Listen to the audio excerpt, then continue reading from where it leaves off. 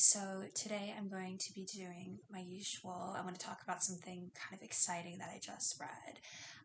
So RV was the one who told me about this, and so it's a BL manga. Oh yeah, by the way, like I usually talk about porn, but this one is going to be a little bit more explicit than normal because I have prepared some photos to show you. I'm just going to show it here on my iPad because the idea of like having to edit this like already makes me want to die, and I'm like 30 seconds in. So today I want to talk about the manga Dick Fight Island, and it actually got a lot of like pressy buzz like around December, I want to say. So I was convinced this was going to be some sort of like completely like normal. I was going to be like, oh, shut up. Nobody wants to hear about Dick Fight Island. We've already all been through this except for you. Except the problem is every single person I've told about this has reacted with like shock, surprise, and consternation. So actually, maybe we will all learn something today. Oh, and if you already read it, of course, I'm going to be offering some like needless over analysis too. So I think there will be something for everybody, but especially me because this is my video. So, for those among us who are uninitiated, what is Dick Fight Island? So it's a one volume manga. Actually, it said volume one, which implies there's more, but I only read the first one. I'm not even sure if the second one exists. By an author named Raven Ike. And as a quick synopsis, basically, there's this unspecified, recently contacted archipelago of islands in the probably Pacific. They don't say, but I'm going to assume it's Pacific Ocean, and on these islands there are 8 clans, and together they make up what they call the Pulau Yangunda. And every 4 years they have a competition to determine their king. And this competition is called the Great Worm Tournament. For clarity's and brevity's sake, I'm going to be referring to this as the Wornament going forward. Um, but what does this tournament entail? So it's basically a fight to first orgasm. Whoever comes first loses. No holds barred. And over the years, they've developed ornate dick armor and sort of customs and rituals surrounding this. It's interesting that these clans, as we're going to learn, have both traditions according to the like violent pre-ornament years, as well as a lot of like ornament specific ones. So this says something about society. Actually, this whole manga says something about society. Um, what that thing is, we need to get to later. Anyways, so we have this main character. His name is Hart. No E, just like with an A. And he is representing his clan, the Jewel Clan, which is called so because their island has a bunch of jewels. And so they do a lot more trade and they have more contact with the outside, which is how Hart was able to do a study abroad. So he's just returned from 4 years abroad. He's the first person to do so. And he is trying to see if he can prevail in the Dick Olympics.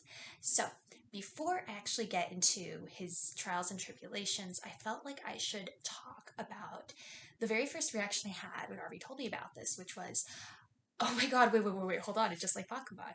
So basically, for those of you who have not read that manga a gazillion times, Bakuman is a manga about two guys who are creating a manga together.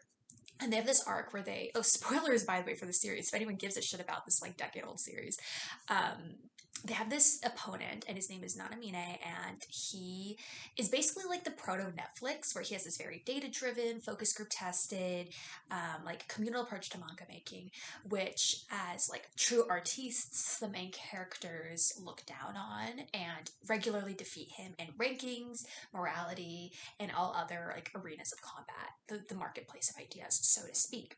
Anyways, he has this one arc where he decides that he is going to get these washed up veteran manga artists and get them to illustrate these ghost written plots, with the idea being that you capture the skills of a veteran artist, but also the sensibilities of somebody who's on the cutting edge. And so there is this breakout success from this known as Panty Flash Fight, which is a tournament where if your panties are exposed to the audience while you're fighting, you lose. I don't think that's what happened here. I don't want to call Raven Ike washed up either, because that's a mean thing to say. And I don't think that this is a ghost written story. But I think it's really funny to me that like somebody who's mainly known for works like over a decade old, when they want to make a comeback in reality and in fiction, they decide to make a breakout hit series about a sex comedy tournament farce thing. Life imitates art. Society. Anyways, so let's talk about the dick armor because I mentioned it and I have my photo saved. So I'll introduce you briefly to the 8 men who are competing. So this is our scrolling a lot. So this is our main character, Hart. You can't really see him, but I don't care. Here is his friend. His friend's name is Judah. This is Pisal. This is Sikalanaga. I hope you're kind of getting an idea for how comically huge these cod pieces are. You may wonder, like, are their dicks actually that big? I'll get to that later. But quick answer, no. This is Vampire. This is Taling. This is Lolo. And this is Blanc. So as you can see, these outfits are fucking ugly. They look so bad. And that's part of the comedy of Dick Fight Island, that they look so fucking ugly.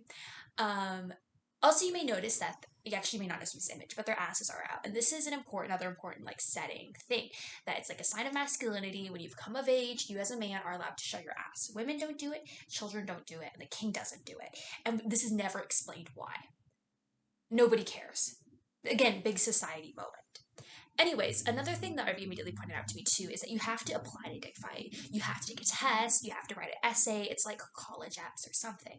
And we learn this because it's an early plot point that no one could read the main character's essay because he wrote it in a foreign language to show off his skills. But he gets it anyway, so it's clearly, one, not that competitive. But anyways, two, everyone disparages him for this. Also, I'm going to point out here, I think there's kind of a plot hole because when we see the main character first go abroad, he's already been accepted to the Dick Olympics.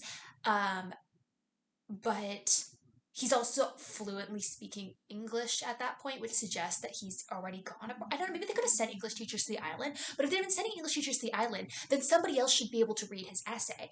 So it suggests that he learns. To me, there's a timing plot hole, but this is also porn, so it doesn't really matter. Anyways, so because of this, everyone thinks that he doesn't have what it takes to fight in the tournament. And they also think this of Taling. And Taling is from the Fang clan. Oops, let me zoom in on him. I'm trying to zoom in, that way you can see exactly why they might think this man doesn't have what it takes for the Dick Olympics. So yeah, he's kind of the twinkiest, and he comes from this matriarchal tribe. They're all lesbians, actually, and they don't have that many men, but they're also all cis, and their existence of a matriarchal lesbian, like cis lesbian tribe has like no impact on the dick fighting or dick culture. I guess they just don't care about becoming king. And they never complain that they think it's unfair that they can't be king. Again, it's something where like people just throw in random shit as lesbian rap or whatever, and they never bother to think through it. All it does is like marginalize the women of the story. But again, this is like BL porn. Like, I don't have that high standards for the representation. But I did notice that like there were some people who are like, yes, I love that there's a lesbian island. And it's like, I don't. Anyways,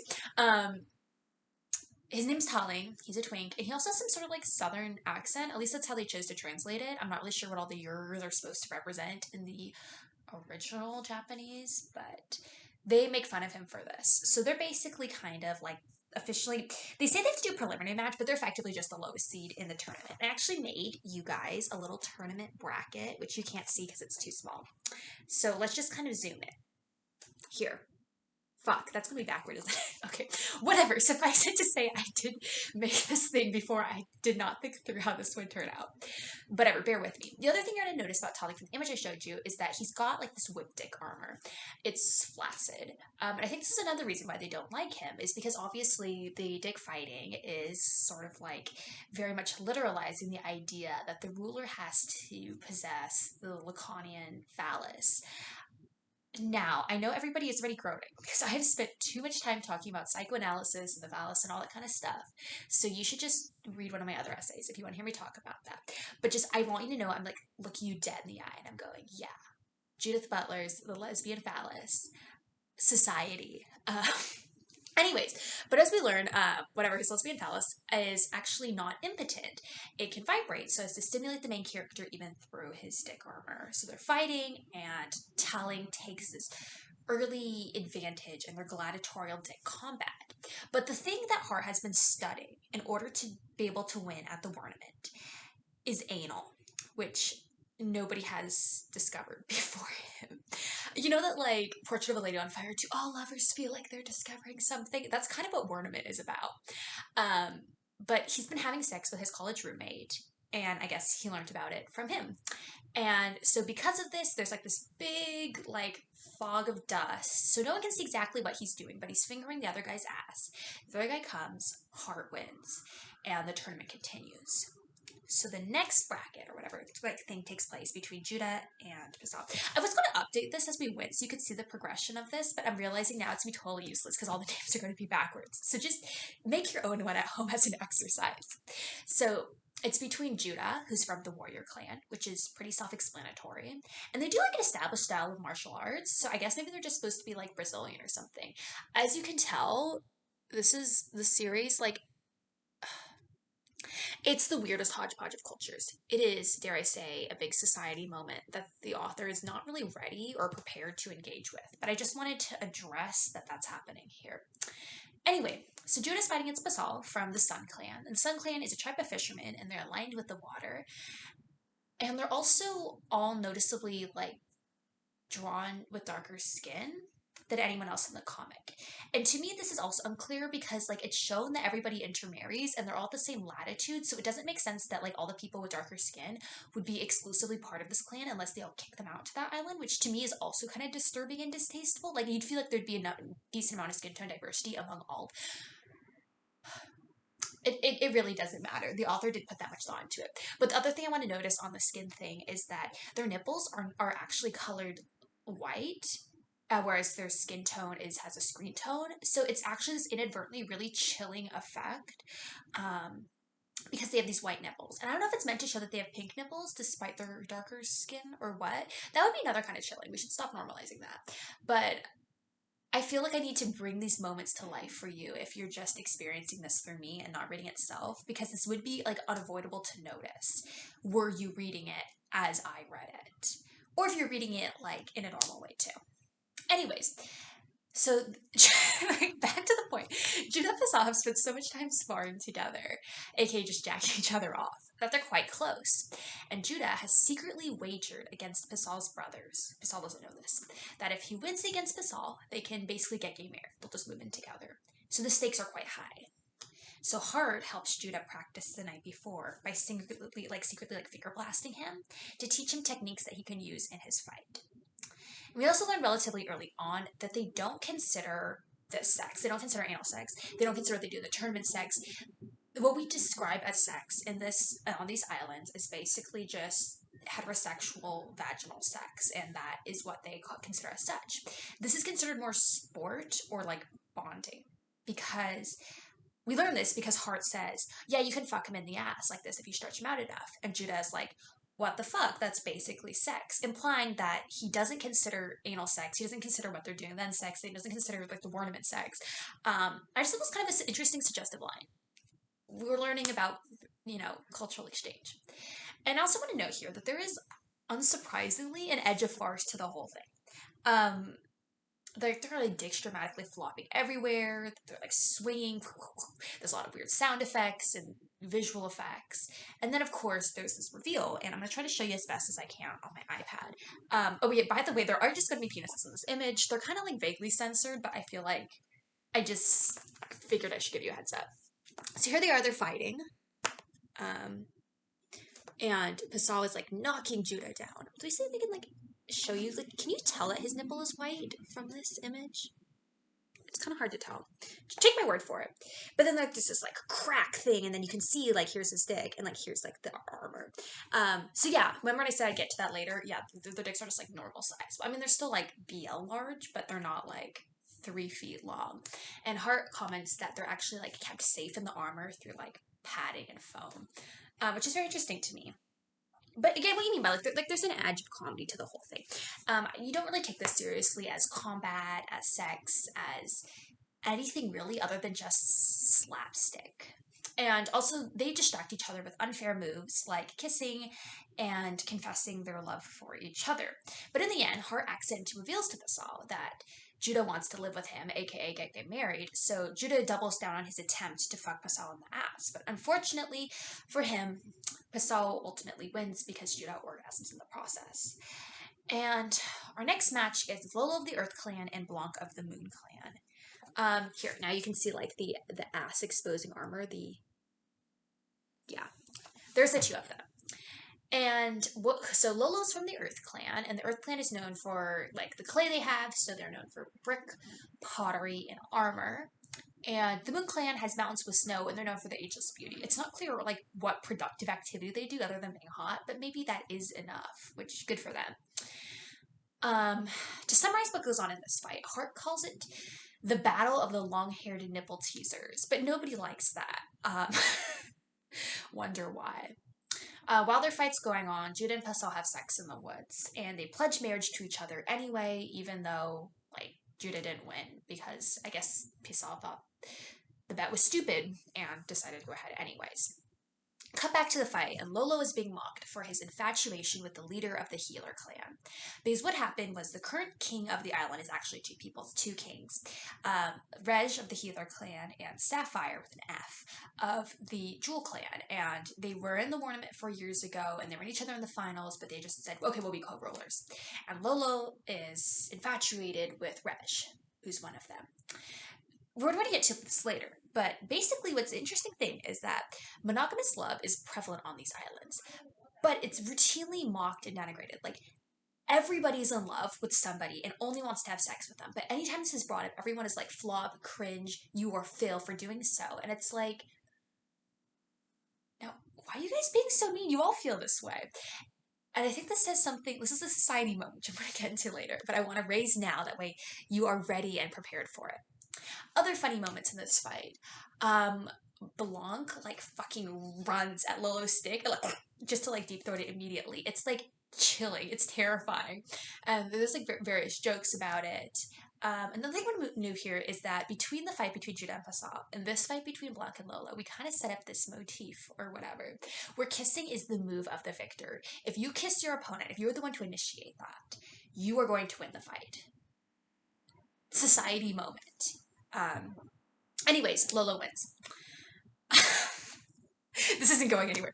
The next fight is between Vampire of the Healer clan, which is known for healing, and Sikalanaga of the Dragon clan. So they're warriors and who used to ride large lizards, aka dragons, into battle.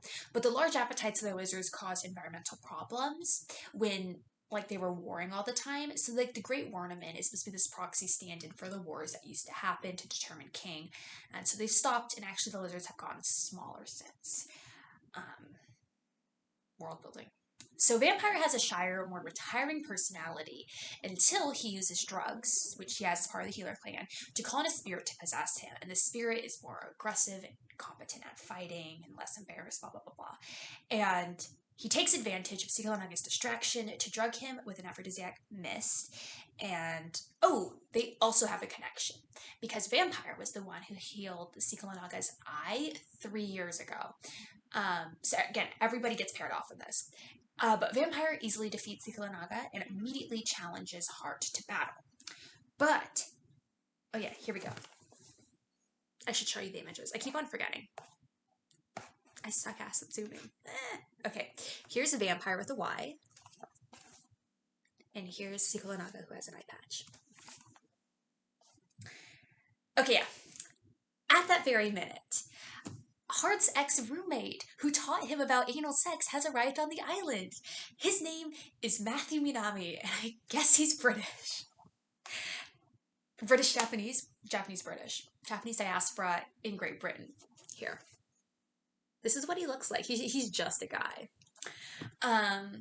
And we get a flashback that reveals how they got together. So they were roommates, and Hart was constantly wearing assless clothing per his custom. And Matthew is so distracted by it, he asks Hart to cover it. inadvertently, effusively complimenting Hart's ass in the process. And Hart tells him, in his culture, that's a pickup line. Sidebar here that I think that's his pickup line in most cultures. I don't know if there are any ones in which you can platonically and should like completely chastely like compliment a guy's ass in that level of detail. But you know, society moment. However, Hart tells him that they can't be together because he's going to compete in the tournament in 3 years, and that being together now would be like cheating. Again, it's not really clear why he would think that, because he doesn't think of sex or of a wide variety of sexual acts as sex. So, but I guess he thinks of it as like he's cheating. His language implies he thinks of it as cheating on his obligation to the ornament to be distracted by relationships instead of nonstop practice. But he's open to training together. And so the flashback ends, and Matthew continues in the present day that training or no, they spent like every day together for years, having sex for a lot of it. And so he doesn't want Hart to fuck another man because he thinks they were effectively in a relationship and he wants to continue that. And he regrets that he got in a fight with Hart about this before Hart returned to the island. Anyways, upon arriving, Matthew is taken back by the scene because Vampire and Hart are fighting, and I'm going to just show you the image and see why someone would be taken aback by this. Yeah, he's upside down. So he's taken aback by two things. He's surprised by the crowd because Hart was like, it's not what you think it is. And Matthew was like, oh my god, there's like a massive crowd here. This is not what I think it is. And also he's surprised that Hart is flopping so fucking hard and he's being overpowered like that. Anyways, so Vampire reveals that actually Hart was not the only person who knew about like the prostate. So he attempts to finger Hart, and Hart complains that it sucks. There's no eroticism, there's no lube, there's no nothing. He's trained with a master, and more importantly, he cares for the person who taught him, so no one else will bring him that same pleasure. So in the end, he's able to physically overpower Vampire, and the spirit leaves him, and so with just a little bit of fingering, Vampire ejaculates, and Hart wins. And so after the fight, Matthew and Hart reunite, and Matthew tells Hart that he's not mad, and they kiss. And he says that he was once upset by the ornament, but he values Hart more. And so once it's over, they can finally be together, and he's just going to try to accept that this is important to Hart. Off screen, while they've been reuniting, Lolo has defeated Pascal. By the way, so the finals have been announced. If you've been making your bracket at home, top two, and Hart has misgivings. He feels bad that Matthew is the only one who's been making compromises in their relationship. So, by the way, also Lolo's armor is broken. And you may go, don't they have replacement armor? Couldn't he wear somebody else's? No. You might go, oh, he's from the Earth Clan. Shouldn't the Earth Clan, known for making armor out of clay, have extra armor lying around for the presidential election that happens every fucking 4 years? It is an extremely important event. No, they don't. I would call this a pothole, but I'm trying not to be a bitch. And also, again, it's porn. But anyways, they compete without armor because everyone agrees it would be dishonorable or unfair for Hart to be the only one to have armor. They talk as they're about to begin fighting, and Lolo reaffirms his desire to be king, whereas Hart reflects that for him, being chosen was always the goal. And studying abroad, he did so because he wanted to be a good advisor to the king. And now that he's so close to kingship, he's one fight away from it, he has these misgivings. And when the fight begins, Lolo quickly pins Hart down, and his attack is just grinding against him, but he can thrust extremely comically fast. The visual effects are fucking bananas, but I forgot to save it, so you don't get to see it, you can just use your imagination.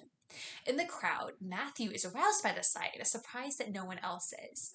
As a viewer of this, there's a very interesting effect, where I am not surprised no one was aroused by that image, and maybe it's because this manga actually seeks to replicate for you what it's like to be a member of this society by making all of these sex scenes so unerotic. Or maybe it just wasn't successful at what it was meant to do. Who knows?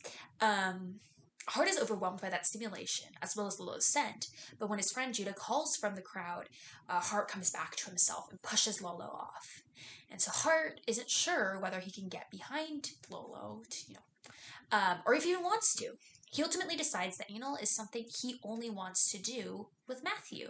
And at that very moment, Lolo can probably sense this, and he calls out to the Jewel Clan's leader, who is also the co-king of the island, and he challenges him. He claims that defeating Hart would mean less than defeating the man himself.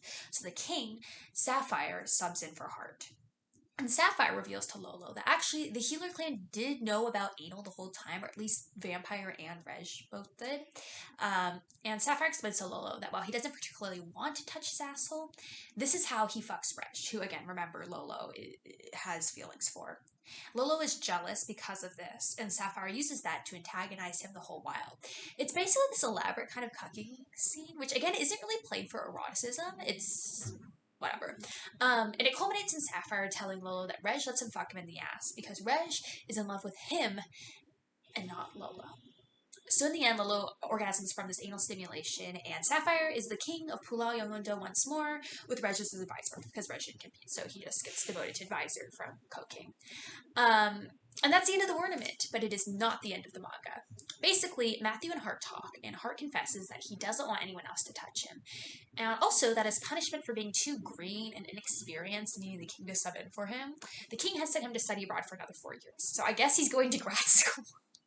And the two view this as an extension on the relationship. And then we get this little montage showing how everyone has paired off. Blanc is making advances on Lolo, Judah and Passau are happily in love, Sapphire and Reg are in love too, and Vampire and Sequel and Algar are kind of like chasing each other. They seem to have something kind of going. I don't know. But Taling, by the way, forgot about him. He's just a mommy's boy. He is single. Don't worry about it. He's just surrounded by all these beautiful older women. So maybe he's literally just heterosexual and he's a representation win.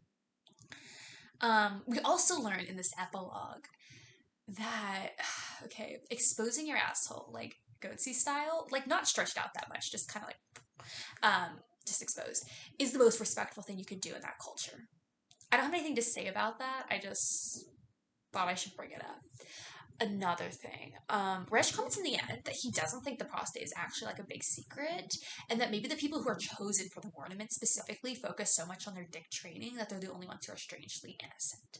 And if I didn't feel like I'd already terrorized you all with my nonstop Freud references outside of my videos, I would go into something about like phallocentrism and like, anality as in childhood development, but I'm not going to. I just want to raise that possibility and then walk away from it. So it's like this looming specter in this video. Let's get into some analysis of this now that we are done with them. Oh, wait, actually, I have one more thing to talk about. I forgot to show you. I wanted to show you what Sapphire and Reg look like because you haven't seen them yet. Okay, this is what Sapphire looks like. Yeah, he has feathers in his hair. A lot of things to say. And this is what Reg looks like. And the thing I'm going to point out about Reg specifically is that they later on, it's like this joke where he shaves off his shitty little like mustache and like little goatee, and he looks like super like baby faced, angelic, whatever. Like, oh, he's such a pretty boy. And to me, it felt like they were trying to nerf his trans mass swag. Which to me is really funny that this is like supposed to be some. Well, I was supposed to say. I was going to say supposed to be some sort of representation, but it was not intended to be representation. I simply manifested it as such. But to me, like, that was distasteful. You should let him have his little mustache. I think he looks better with it, in my opinion. Okay, analysis time. I feel like we should get this out of the way. There is not much to say in like a generative sense in which I feel I can critique this in a productive way that generates more knowledge. One, because of my own limitations as a thinker, but also because I don't think the manga has anything good to say. But in case you haven't already noticed, this has kind of weird attitudes about indigenous people. I think it's like he feathers in the hair. I think it's one of the things I deliberately drew your attention to in that image for that reason. I think it's interesting that Matthew is also Japanese British because for the record, I think this because there's this line in the flashback where like Hart's like, "Do you understand me?" and Matthew's like, "Oh no, you're speaking perfect British English." Actually, I mean, it could just be that Hart speaks British English and like Matthew is like in America or something, and that's why he's commenting on it being British English. Because I mean, you can grow up, like go like international schools or just like pick up like British. Like my grandma has British English, and she grew. That's not the point. Um, Actually, so that's not the point. Anyway, it's kind of this like weird hodgepodge of cultures too. Like there's like vaguely Pacific Islander, Brazilian, kind of like American indigenous. It's all weird, and a lot of it just has to do with the kind of fantasies of like sexual availability of indigenous people, which to me is distasteful. And it quickly breaks down. It doesn't have much internal logic. I have my same critique I have of another similarly weird on race book of Icy Planet Barbarians, which I've obviously also talked about in depth, where they want to establish that like, oh, there's sort of like public sex because they find it titillating, but they fail to think it through in an interesting way. And it becomes clear that it's just projecting your like horny fantasies onto some other, and that, but you also see these as being inherently degrading, and that's part of the fantasy, which is again why you project it onto a racial other, whatever. Like, again, I don't think it has anything interesting to say about race. I just think that it kind of reveals some attitudes and beliefs that either the author has, believes their audience has, and wants to see, or that just made it in there. And I felt like I should acknowledge it because it would be the elephant in the room if I didn't. Um, but I feel like I don't have anything to say about it that you, as the reader hearing about all of this, would be like, okay, yeah, it was fucked. The next thing I want to talk about in my analysis is that really interesting dynamic I mentioned earlier, where everybody's monogamous and everybody makes fun of everybody else for being monogamous. And it also kind of goes into like the breakdown of these fantasies. Where, how do I say this? Ostensibly, these men are not performing sexual acts on each other. By the world they've grown up in, lived their entire life in, and never been exposed to anything else, save for Hart. He's an outlier I'll return to in a second. Um, there's no real reason why um, they should feel this way. And it's interesting to me that it's only the men in the tournament who feel this way.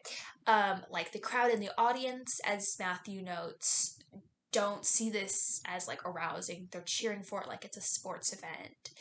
So they don't see it as like a private sex act. Oh, I guess whether sex acts have to be private is another question.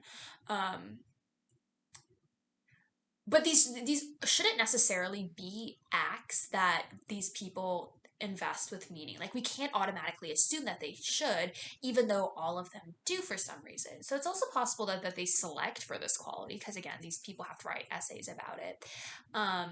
But it's interesting that this whole conceit that you're having this like no strings attached non-sexual sexual act, bogus, whatever, but what we consider a sexual act to be culturally construed or whatever, like completely falls apart. It's a fantasy that never actually comes to bear. People don't have combat sex and not ascribe meaning to it. The only instance in which this actually happens is when Hart is teaching Judah like how to like finger somebody's ass. And it's interesting that both of them are talking about the guys they like the whole time, and that genuinely seems more like some sort of like stable, like friends with benefits kind of type thing within a polyamorous situation, more so than it does, um, like actually reflecting these cultural attitudes. And this is what thought was kind of interesting is that I'm reminded here of Eve Sedgwick's Between Men, not because there are any women who are important in this novel, but because that bit she has in the introduction where she talks about how we assume that there's a continuum between women loving other women and women promoting the interests of other women. And I think today in 2022 we might find this a little bit more problematic than she did, if only because political lesbianism is not like the forefront of our feminist conscious the way it once was. But I think that we find this a little bit more natural, as she points out, than arguing that there's a continuum between men loving men and men promoting interests of other men. The example she uses is that Reagan, for instance, policies promote men over women, but nobody would accuse him of doing so, being on some sort of gay continuum. We would in fact bristle at that possibility, unless, I'm not getting into that. The point being simply that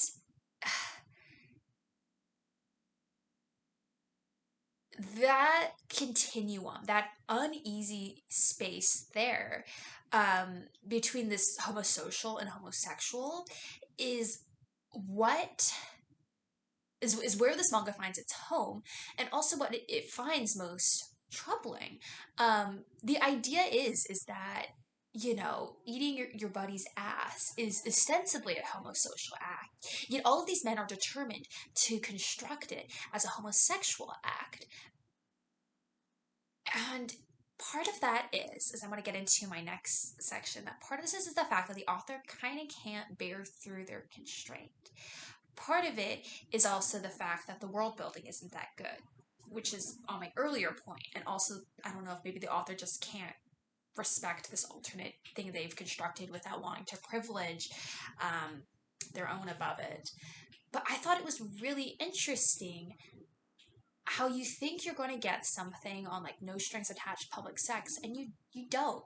You get these men pairing off into these little nuclear families, and to me that's really interesting. And we're going to kind of revisit this more in my next thing. And so what I wanted to do is, because I've been thinking about it a lot lately because of my story of an I thing, I wanted to talk about Susan Sontag's pornographic imagination, which is like one of the essays presented with the English translation of Story of the Eye. And I want to read you some quotes from it, and I want to talk over how they pertain to this one. And just because all of them are relevant somehow. And also, I think it's important to have this sort of theoretical backing for what we're doing, because herstory or whatever. So the first quote I have for you is, quote, "For pornography isn't a form that can parody itself. It is the nature of pornographic imagination to prefer ready-made conventions of character, setting, and action. Pornography is a theater of types, never of individuals. A parody of pornography, so far it has any real competence, always remains pornography." And she goes on to state that parody is actually a really common form of porn. So this is what I wanted to at least first start with, is acknowledging the fact that we need to talk about whether this is like sincere or not. And, I mean, Sontag argues that like actually the sincerity dynamic means nothing, because even if it was ironic, it's still porn. But it's interesting to me to talk about, is this meant to succeed as porn? Are you meant to read this and be aroused? And the thing is that I would honestly say as a reader, no. And I'm not just saying this like as like an overshare thing. I'm saying this because of the way in which it's framed, in way that it's constantly verging on the comic. And in some ways it seems to be trying to do a deconstruction of it, that maybe the idea that the author is trying to promote here is that these sexual fantasies will inevitably fall apart in the face of actually acting them out, or that we idealize these sorts of things. No, actually, I don't think that's the commentary. I don't give a shit. The point being is just, I feel like a lot of people, when they encounter Dick Fight Island, have this instant construction. Is this person for real? Like, what drugs were they on? Is this meant to be serious? And Sontag would just argue that's not the point. Whether or not it's serious, it still is porn. And I think to me that's like a fair enough answer to that question. But like that, it just doesn't matter whether or not it's sincere. But I do think it's an important thing to keep in mind. And actually, on the connection between, is this meant to be funny or is this meant to be porn? Sontag also argues that they have a lot of similarity. And she states, blah, blah, blah, blah, like in comedy, like the personages are seen only from the outside, behavioristically. By definition, they can't be seen in depth, so as truly to engage the audience's feelings. In much of comedy, the joke resides precisely in the disparity between the understated, or I don't know how to say that. Let's skip that word. Or in a large, outrageous event. Pornography works in a similar fashion. The gain, produced by a deadpan tone by what seems to the author or the reader in an ordinary state of mind to be the incredible underreacting of the erotic agents to the situations in which they've been placed, is not the release of laughter. It's the release of a sexual reaction, originally voyeuristic, but probably needing to be secured by an underlying direct identification with one of the participants in the sexual act. The emotional flatness of pornography is thus neither a failure of artistry nor an index of principled inhumanity. Because right now she's talking about just what emotions or what affect pornography is supposed to have. And so I think it's interesting that she does make this connection, that the idea is that, you're serving as the proverbial, excuse me, wait, out of my water, straight man.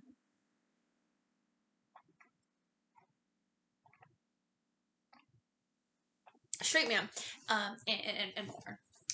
Not necessarily in sexuality, of course, but in the sense that you're the only one who is aware that there is a punchline, so to speak, to it. And I think that's one of the reasons why I think as like a reader you're struck by the sexlessness of it,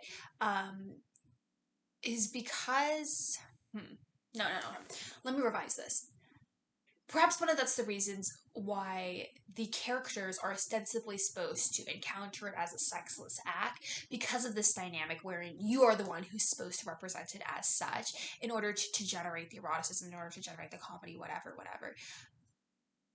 uh, the problem is I find myself like falling into this like, oh, maybe I should like engage with source. I don't want to. Let's move on.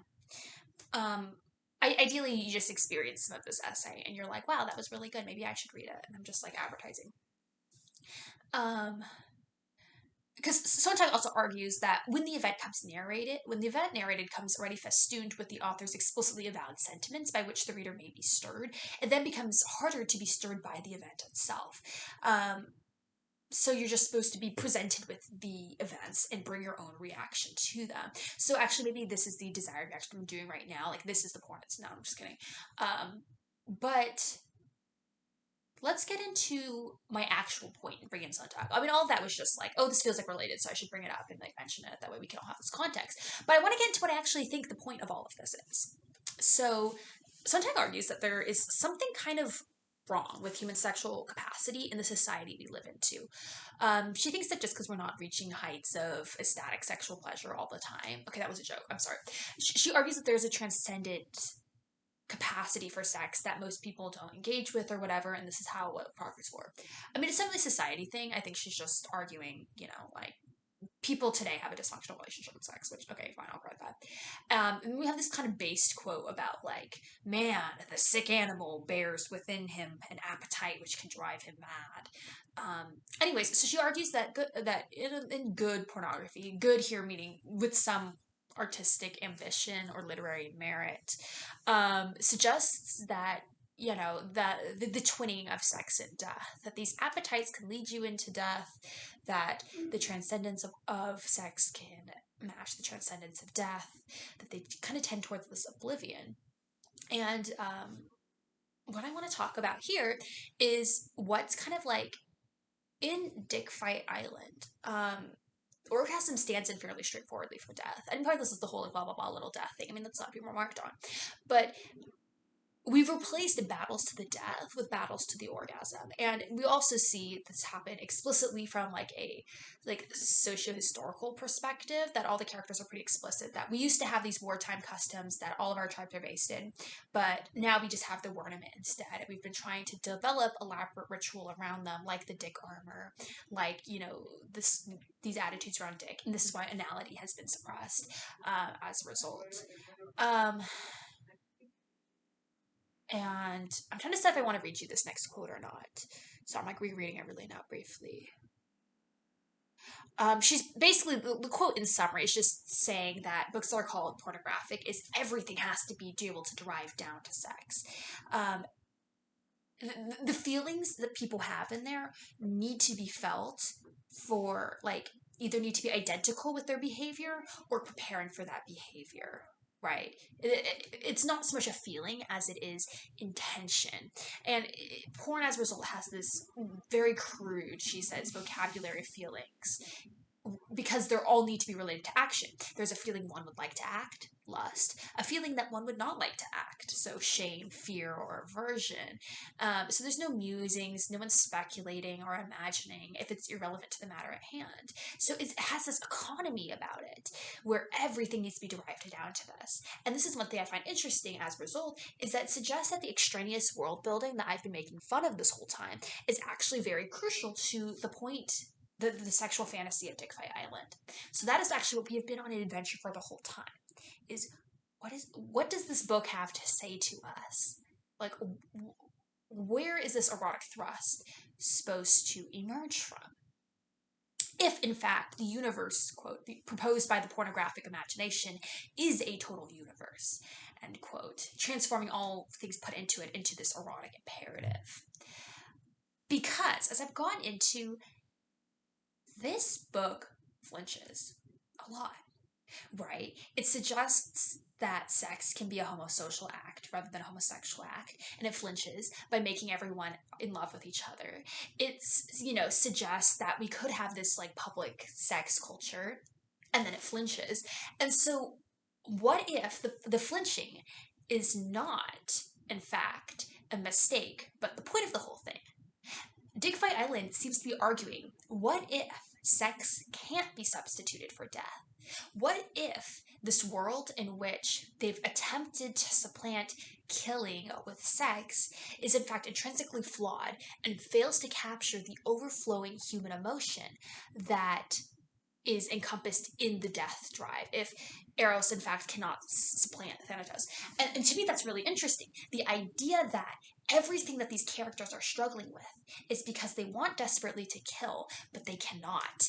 That, that analogy representing death, see Bersani's rectum grave. Okay, you know what? I'm gonna leave him out of this. Okay, but my point simply being that anytime like these characters go, wow, maybe focusing on dicks all the time was bad for us, we can see the phallus as being synonymous with life, with sex, with this sort of generative force, and the anus as being inextricably linked with death. Okay, whatever. Maybe we'll talk about Bersani after all. No, I mean, you see what I'm trying to say, though. That the point is that Dick Fight Island has to be a failure because sex itself is a failure. And maybe that's where the sexism comes from, is because it suggests that sex is not enough. You need to kill. Anyways, so that's why in my head, I'm going to make this fan sequel to Dick Fight Island. I want to make the volume 2, which never emerged. And it's going to be about where they start fighting to the death. It's basically just like Battle Royale or something. Like, comment, and subscribe. No. I mean, that's what happens on islands with tournaments. I do feel like you either have to have sex or you have to die. And that's a really big society moment to me. So maybe the real society was the one we lived in all along. That's all. That's all I'm going to say today. Bye.